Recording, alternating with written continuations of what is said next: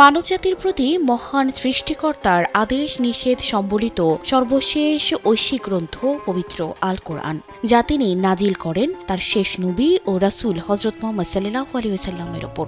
নবীর বয়স তখন 40। প্রতিদিনের মতো সেদিনও জাবালে নূর বা নূর পর্বতের এই গুহায় মানবজাতির ভালো মন্দ আর তাদের প্রকৃত কল্যাণ নিয়ে গভীরভাবে ভাবছিলেন তিনি।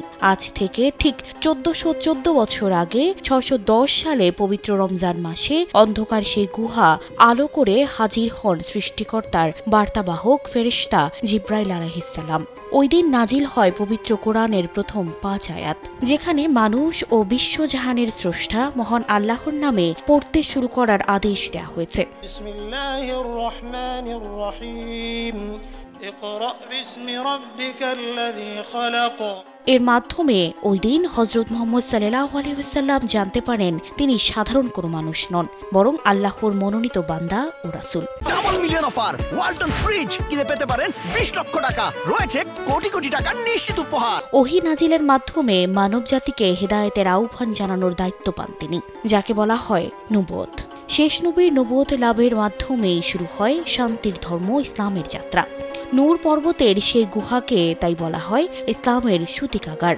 মক্কার সমাজ আর লোকালয় থেকে দূরে নিরিবিলি ওই গুহাটির নাম গারে হেরা বা হেরা গুহা, যা ইসলামের ইতিহাসের জীবন্ত প্রতীক হিসেবে আজও মানুষকে ডাকছে সত্য ও ন্যায়ের পথে শরিক হতে।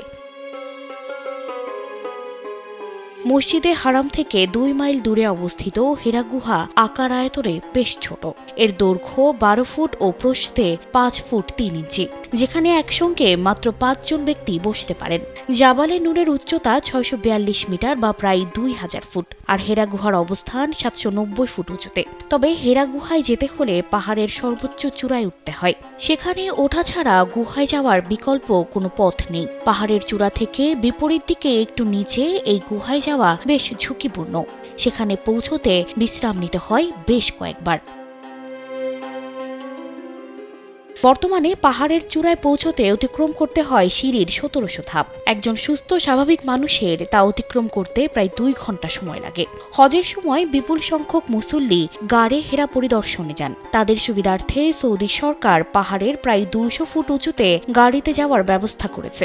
পাহাড়ের পাথর কেটে তৈরি করেছে সিঁড়ি এবং 5টি বিশ্রাম নেয়ার স্থান। এছাড়া বিপজ্জনক স্থানে বসানো হয়েছে রেলিং।